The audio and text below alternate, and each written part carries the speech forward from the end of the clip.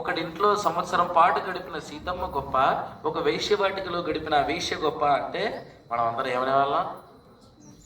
ఆ వేశ్య గొప్ప అనేది అనేవాళ్ళం, నిర్మోహమాటంగా అనేవాళ్ళం. అవునా? రాముడికి తెలుసు లోకం గురించి.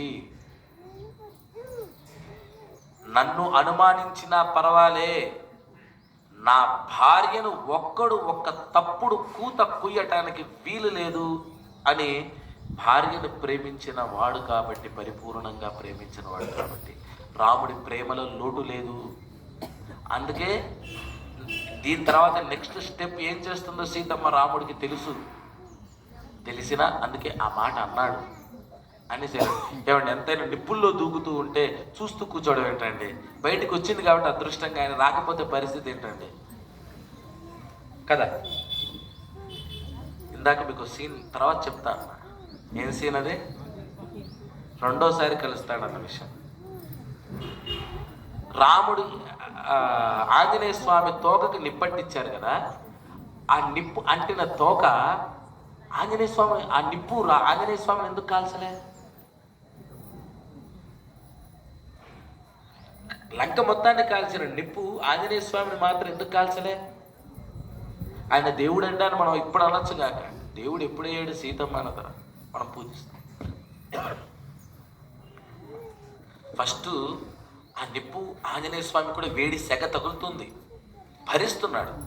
చూద్దాం ఏం జరుగుతుంది. పాప అందరూ అక్కడ పిల్లలంతా నెడుతున్నారు, ఆంజనేయ స్వామి తోస్తున్నారు. అప్పుడు చిన్న పిల్లాడిలాగే ఉన్నాడు ఆంజనేయ స్వామి. తోస్తున్నారు, కాళ్ళతో తంతున్నారు, చేతులతో నెడుతున్నారు, రకరకాలుగా చేస్తున్నారు. చూస్తున్నాడు ఆంజనేయ స్వామి. ఛాన్స్ సడన్గా నిప్పు ఆగిపోయింది, మంట ఆగిపోయింది, కాల్చడం ఆగిపోయింది. ఏంటా అని వెనక్కి చూసుకున్నాడు. నిప్పు ఆరిపోయిందా ఏంటా అని. నిప్పు వెలుగుతూనే ఉంది కానీ చల్లగా ఐసు గడ్డలా ఉంది. అప్పుడు మొదలుపెట్టాడు లంకను కాల్చడం. మొత్తం లంకను నేమ్ బోర్డు చూసుకుని మరీ కాల్చాడు. విభీషణుడి ఇల్లు వదిలిపెట్టాడు. ఒక విభీషణుడి ఇల్లు మినహాయిస్తే లంక మొత్తం నేమ్ ప్లేట్ చూసుకుని మరీ కాల్చుకుంటూ వచ్చాడు. అశోకవనాన్ని కూడా కాల్చేశాడు. సముద్రంలోకి వచ్చి ఆ తోకని ఆర్చుకున్నాడు. అప్పుడు చూసాడు ఎదురుగా అశోకవనం తగలబడిపోతుంది. అశోకవనంలో ఎవరున్నారు? సీతమ్మ. మరి అశోకవనం తగలబడిపోతే సీతమ్మ తగలబడిపోవాలిగా. అప్పుడు బాధపడ్డాడు. అయ్యయ్యో, ఎంత పని చేశాను నేను, రాముడి పనిని నేను పాడు చేశానే అన్నాడు. ఆ పనిని పాడు చేసినప్పుడు ఇక నేను పోతే పోను, సీతమ్మ పోయిందన్న వార్త తెలిస్తే రాముడు బ్రతకడు, కాబట్టి రాముడిని ప్రాణం తీసే వార్త నేను వెనక్కి తీసుకొని పోను, నేను ఇక్కడే ఉంటా, ఇక్కడే ప్రాయోపవేశం చేస్తా అని అనుకున్నాడు. అప్పుడు పైనుంచి కొంతమంది దేవతలు వెళ్తూ అనుకున్నారు, అరే ఇది ఎంత ఆశ్చర్యం చూసారా, అశోకవనం మొత్తం తగలబడిపోయింది కానీ సీతమ్మ కూర్చున్న చెట్టు ఆకు ఇసుమంత కమిలిపోలేదే, సీతమ్మ ఎంత గొప్పతనం, ఎంతటిది సీతమ్మ గొప్పతనం అని వాళ్ళు పొగడటం వినబడింది ఆంజనేయ స్వామి చెవులకి. ఇప్పుడు నిప్పు వస్తే చెట్టు తగలకపోయినా ఆకులు కములుతాయి కదా, కమిలిపోతాయి. అలా కూడా కాలే సీతమ్మ కూర్చున్న చెట్టుకి.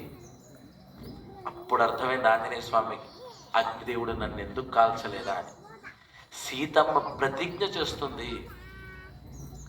అందరూ ఎప్పుడైతే ఇట్లా ఆడిస్తూ ఉన్నారని తెలిసిందో సీతమ్మకి, ఆంజనేయ స్వామి తోకకి నిప్పట్టించి ఆడిస్తున్నారు అని అక్కడ ఉండే రాక్షస స్త్రీలు వచ్చి సీతమ్మకు చెప్పారు. ఇందాక నీతో ఎవరో కోతి మాట్లాడి వెళ్ళింది కదా, దాన్ని ఇట్లా చేస్తున్నారు అని చెప్పగానే సీతమ్మ ప్రతిజ్ఞ చేస్తుంది, ఇది చాస్తి ఏకపత్ని సీతో భవ హనుమత,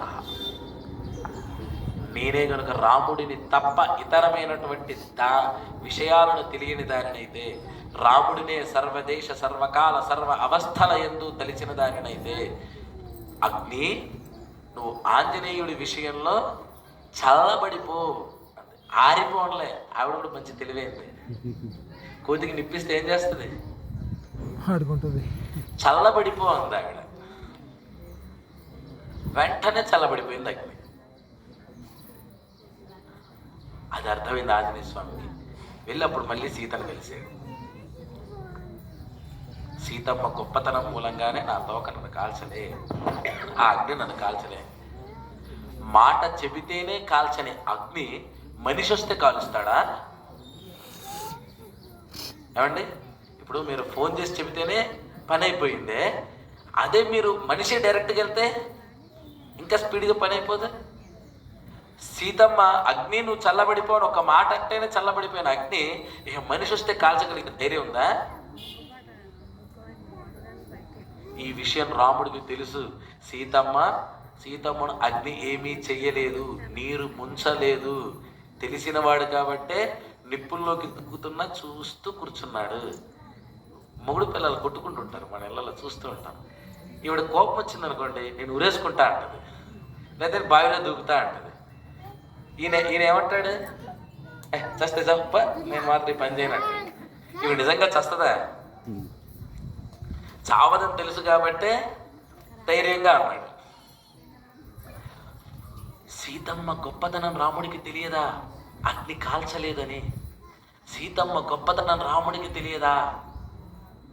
అగ్ని సీతను ముట్టలేదని. తెలిసినవాడు కాబట్టే అక్కడికి వెళ్తున్నా.